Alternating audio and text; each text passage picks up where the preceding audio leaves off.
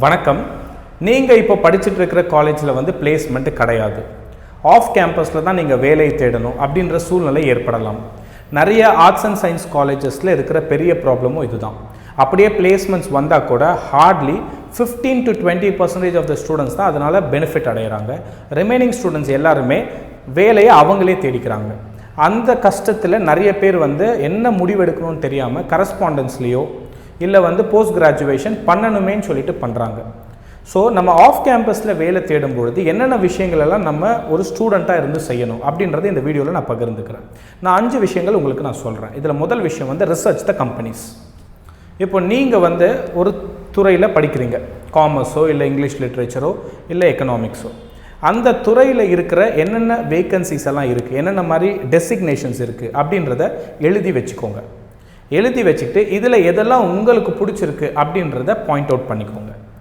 எதெல்லாம் உங்களுக்கு பிடிச்சிருக்கோ அதை எந்தெந்த கம்பெனிஸ் எல்லாம் ஆஃபர் பண்ணுறாங்க அப்படின்ற கம்பெனி லிஸ்ட்டை ரெடி பண்ணுங்கள்.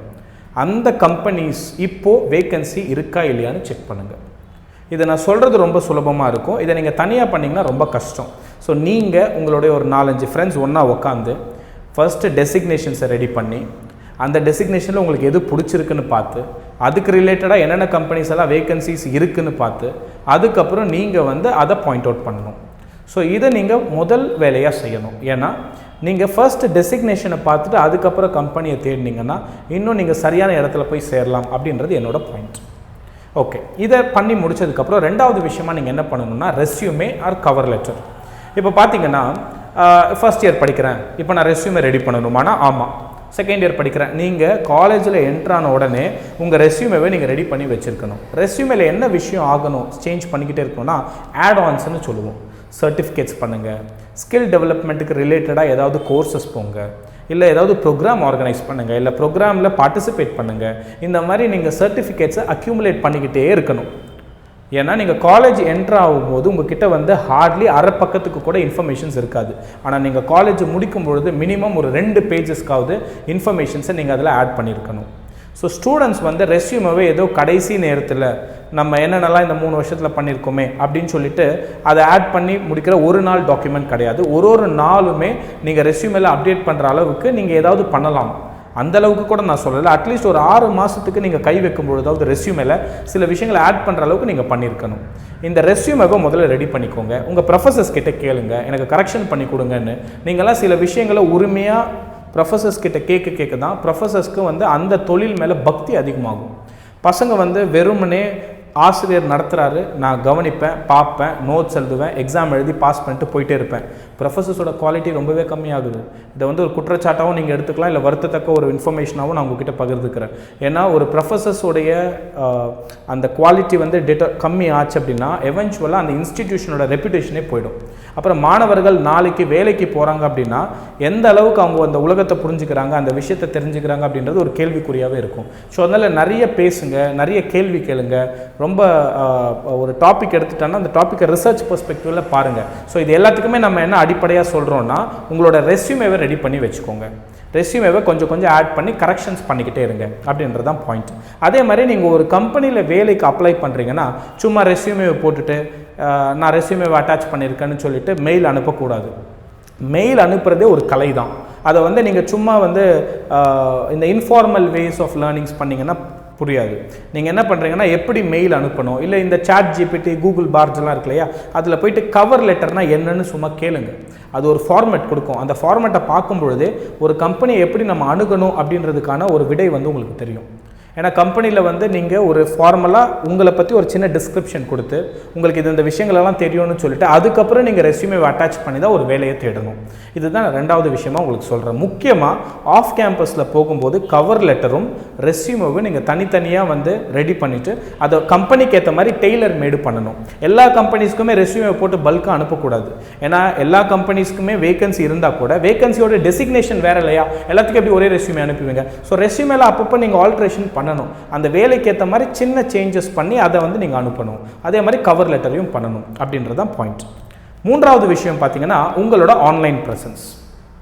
இதை நான் ஒரு குற்றச்சாட்டாக கூட உங்கள் முன்னாடி வைக்கிறேன். யாரோ இன்ஸ்டாகிராமில் என்னென்னவோ போடுறாங்க, லைக்ஸ் வருது, ஷேர் வந்து ஏகப்பட்ட பேர் பண்ணுறாங்க. எனக்கு தெரிஞ்சு என்னை விட 100 மடங்கு திறமையான ஆட்கள் என்னை விட நாலேஜ் அதிகமாக இருக்கிற ஆட்கள்லாம் சத்தமே இல்லாமல் அமைதியாக அவங்க இடத்துல வந்து வேலை செய்கிறாங்க. Very knowledgeable people. ஆனால் வெளியில் வரமாட்டாங்க. நான் நிறைய பேர்கிட்ட டேரெக்டாகவும் கேட்டிருக்கேன், ஏன் மேடம் நீங்கள் வந்து why don't you make a video? அப்போ அவங்க வந்து they're least bothered about it, they don't think about it much. கொஞ்சம் பழைய ஜென்ரேஷன். நான் சொல்கிறது எல்லாமே கொஞ்சம் வயசானவங்க. அவங்களுக்கு வந்து இந்த ஸ்க்ரீன் முன்னாடி பேசுகிறதெல்லாம் பெரிய இன்ட்ரெஸ்ட் கிடையாது. ஆனால் மாணவர்கள் மேலே ஏகப்பட்ட லவ். அவங்க மாணவர்களுக்கு ஏதாவது நடத்தணுமே அப்படின்ற அந்த ஸ்டிமுலேஷனோடய உட்காந்துட்ருக்காங்க. எவ்வளோ 50 வயசு 55 வயசில் இருக்கிறவங்க கூட. ஆனால் அன்ஃபார்ச்சுனேட்லி அவங்களோட ப்ரெசன்ஸ் வந்து ஆன்லைனில் கிடையாது. அதே ஜென்ரேஷன் பண்ண தப்பை நீங்களும் பண்ணக்கூடாது. நீங்கள் என்ன பண்ணணும்னா உங்களோட ஆன்லைன் ப்ரெசன்ஸை அதிகமாக காட்டணும் அப்படின்னா நீங்கள் உங்கள் துறை சார்ந்து ஏதாவது சாதிக்கிறீங்க, இல்லை உங்கள் துறை சார்ந்து ஏதாவது செய்கிறீங்க அப்படின்னா அது உலகத்துக்கு தெரியப்படுத்தணும். உங்களை நீங்கள் மார்க்கெட் பண்ணியே ஆகணும். உங்களை நீங்கள் மார்க்கெட் பண்ணாமல் நீங்கள் ரிசர்வ்டாக இருந்தீங்க அப்படின்னா உங்களோட ப்ரெசன்ஸ் நிறைய பேருக்கு தெரியாது. அது ஒரு ட்ராபேக்காக நான் சொல்கிறேன். அதை வந்து நீங்கள் தவிர்த்தே ஆகணும், நீங்கள் எப்போயுமே ஆன்லைனில் இருக்கணும் அப்படின்றது நம்ம பாயிண்ட் கிடையாது. ஆன்லைனில் தேவையான அளவுக்கு வந்து உங்களோட ப்ரெசன்ஸ் இருக்கணும். முக்கியமாக லிங்க்டின்ல இருக்கட்டும், இல்லை வந்து ஃபேஸ்புக்கில் கொஞ்சம் டீசெண்டான போஸ்ட்டை ஷேர் பண்ணுறதா இருக்கட்டும். நாளைக்கு கம்பெனிஸ் உங்களோட சோஷியல் மீடியாவை செக் பண்ணுறதுக்கான பாசிபிலிட்டிஸும் இருக்குது. நீங்கள் வந்து உங்களோட ஆன்லைன் ப்ரெசன்ஸ் வேறு, நீங்கள் வேறு கிடையாது. ரெண்டுமே பார்த்தீங்கன்னா ஒன்றா தான் பார்க்கப்படும். நீங்கள் ஒருத்தரை ஜட்ஜ் பண்ணுறீங்க, இல்லை ஒருத்தரை பற்றி தெரிஞ்சுக்கிறீங்கன்னா உங்களோட ப்ரொஃபைல் பார்க்குறீங்க இல்லையா, ஓரளவுக்கு ஐடியா கிடைக்குது இல்லையா. ஸோ தேர்ஃபோர் உங்களோட ஆன்லைன் ப்ரெசன்ஸ் கொஞ்சம் டீசெண்டாக இருக்கணும். அட் த சேம் டைம் நீங்கள் ஃபஸ்ட்டு இருக்கணும். அதுவும் முக்கியமான போர்ட்டல்ஸில் இருக்கணும். இப்போ வாட்ஸ்அப் மாதிரி ப்ரைவேட் சேட்ஸ் பற்றி நான் பேசலை. கொஞ்சம் பப்ளிக் டொமைனாக இருக்கக்கூடிய இந்த ட்விட்டராக இருக்கட்டும், இல்லை ட்விட்டர் உங்களுக்கு இன்ட்ரெஸ்டடாக இல்லை அப்படின்னா you can think of LinkedIn, Facebook. இந்த மாதிரி விஷயத்தில் நல்ல உங்களோட ப்ரெசன்ஸை நீங்கள் காட்டணும். இன்ஃபேக்ட் நீங்கள் வீடியோஸில் கூட பேஷனேட்டாக இருந்தீங்கன்னா உங்கள் துறை சார்ந்து தான் நான் பேசுகிறேன், அது ரிலேட்டடாக வீடியோஸ் கூட போட்டு நீங்கள் அதை பப்ளிசைஸ் பண்ணலாம். இது மூன்றாவது விஷயம். பிகாஸ் நாளைக்கு வேலைக்கு போகிறீங்கன்னா இதுவும் ஒரு கிரெடென்ஷியல் தான், இதுவும் ஆட் ஆன் தான் அப்படின்றது தான் நம்மளோட பாயிண்ட். நாலாவது விஷயம் பார்த்தீங்கன்னா, please prepare for the interviews. இன்டர்வியூவில் நிறைய டைப்ஸ் ஆஃப் இன்டர்வியூ இருக்குது. ஸ்ட்ரக்சர்ட் இன்டர்வியூ இருக்குது, அன்ஸ்ட்ரக்சர்ட் இன்டர்வியூ இருக்குது. இல்லை இன்டர்வியூ பொறுத்த வரைக்குமே உங்களுக்கு வந்து 1-to-1 இன்டர்வியூ இருக்கும், இல்லை பேனல் டிஸ்கஷன் இருக்கலாம், இல்லை குரூப் டிஸ்கஷன் இருக்கலாம், இல்லை இதெல்லாம் பண்ணணும்னா நீங்கள் ஒரு ரிட்டன் டெஸ்ட் எழுதலாம். இந்த மாதிரி டிஃப்ரெண்ட் மோட்ஸ் இருக்குது. ஸோ இன்டர்வியூக்கு வந்து நீங்கள் ப்ரிப்பேர் பண்ணணும். அன்ஃபார்ச்சுனேட்லி காலேஜில் உங்களுக்கு இன்டர்வியூ ப்ரிப்பரேஷன் பற்றி நடத்த மாட்டாங்க. ஏதோ 2-3 ப்ரோக்ராம்ஸ் மாதிரி வேணால் வைப்பாங்க. ஸோ நீங்கள் இன்டர்வியூக்கு எப்படி ப்ரிப்பேர் பண்ணலாம்னா, யூடியூப்பில் வீடியோஸ்லாம் நிறைய இருக்குது. அதுக்கு நீங்கள் வந்து அந்த இன்டர்வியூக்கு இருக்கிற ஜென்ரல் ஸ்ட்ரக்சர்ட் கொஸ்டினுக்கு ஆன்சர் மென்டலி ப்ரிப்பேர் பண்ணிக்கோங்க. உங்கள் சப்ஜெக்ட் சார்ந்து இருக்கிற விஷயங்கள், டெக்னிக்கல் விஷயத்தை நீங்கள் பேசிக் படிச்சுக்கோங்க. ஸோ எடுகேஷன் பற்றி நான் வரல. ஜென்ரலாக இன்டர்வியூ பொறுத்த வரைக்கும் ஒரு குரூப் டிஸ்கஷன் எப்படி ஃபங்க்ஷன் ஆகுது வீடியோஸ் பாருங்கள். ஒரு 1-to-1 இன்டர்வியூ எப்படி ஃபங்க்ஷன் ஆகுது வீடியோ பாருங்கள். ஒரு பேனல் டிஸ்கஷனில் எப்படி பேசுகிறாங்க, எப்படி வந்து ஒரு கொஸ்டின் அவங்க வைக்கிறாங்க, அதுக்கு பதில் அந்த கேண்டிடேட் எப்படி பண்ணுறாங்க. நிறைய யூபிஎஸ்சி இன்டர்வியூஸ் எல்லாம் இருக்குது. இதெல்லாம் நீங்கள் யூட்டிலைஸ் பண்ணணும்.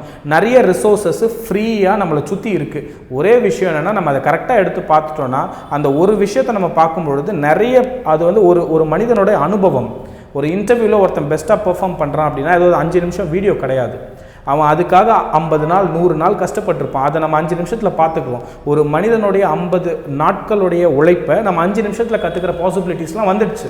ஸோ அதெல்லாம் நீங்கள் யூட்டிலைஸ் பண்ணணும் அப்படின்றதான் பாயிண்ட். ஸோ இன்டர்வியூக்கு வந்து ப்ரிப்பேர் பண்ணுங்கள். முடிஞ்ச உங்கள் ஃப்ரெண்டு கிட்ட நீங்களே 1-to-1 இன்டர்வியூ பண்ணுங்கள். ஒரு நாளைக்கு என்ன நடந்தது, tell me about your self மாதிரி, வாட் ஹேப்பன் டுடே அப்படின்னு ஒரு கொஸ்டின் உங்களை நீங்கள் கேட்டு அதை இங்கிலீஷில் ப்ரெசென்ட் பண்ணுங்கள்.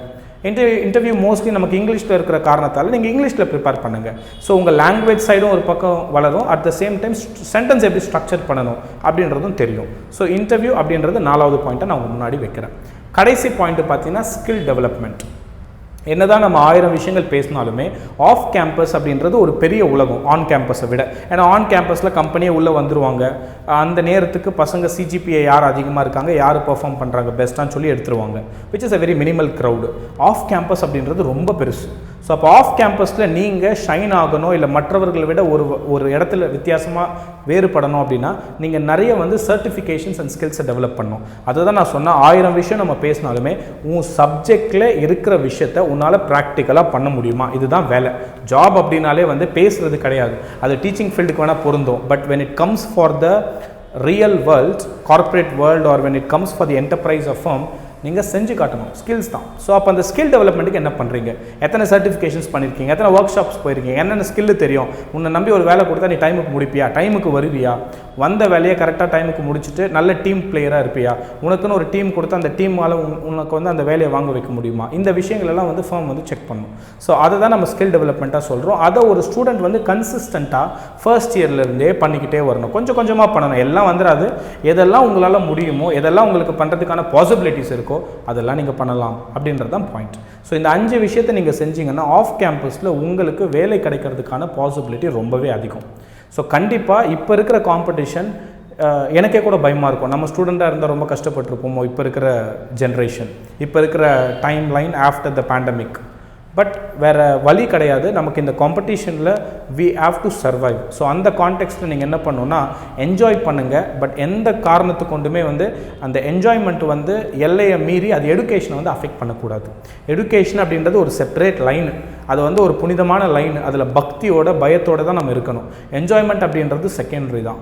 when it comes for education சின்சியராக படிங்க. என்ன விஷயம் பேசுகிறாரு, அவர் என்ன சொல்கிறாரு அதை புரிஞ்சுக்கோங்க. புரிஞ்சுக்கிட்டு தெரியலையா கேள்வி கேட்டுருங்க. எப்பயுமே வந்து be open to ask question in a polite way. ஒரு விஷயம் புரியுது, ஏதோ சொல்கிறாரு புரியல அப்படின்னா அப்போவே கையை ரைஸ் பண்ணி கேட்டுருங்க. அப்படி கேட்டிங்கன்னா things will be even better. அந்த கிளாஸ் ரூம் என்விரான்மெண்ட்டில் ஆரம்பித்து நாளைக்கு நீங்கள் போக போகிற கார்ப்பரேட் என்விரான்மெண்ட் வரைக்கும் எல்லாமே மாறும். ஸோ இதுதான் என்னுடைய அந்த 5 முக்கியமான விஷயங்கள். வீடியோ பிடிச்சிருக்கும்னு நினைக்கிறேன். பிடிச்சிருந்ததுன்னா இது ஜாப் சீக்கர்ஸ் எல்லாருக்குமே, முக்கியமாக 3rd இயர்ஸ்க்கு இந்த வீடியோவை பகிர்ந்துக்கோங்க. நன்றி.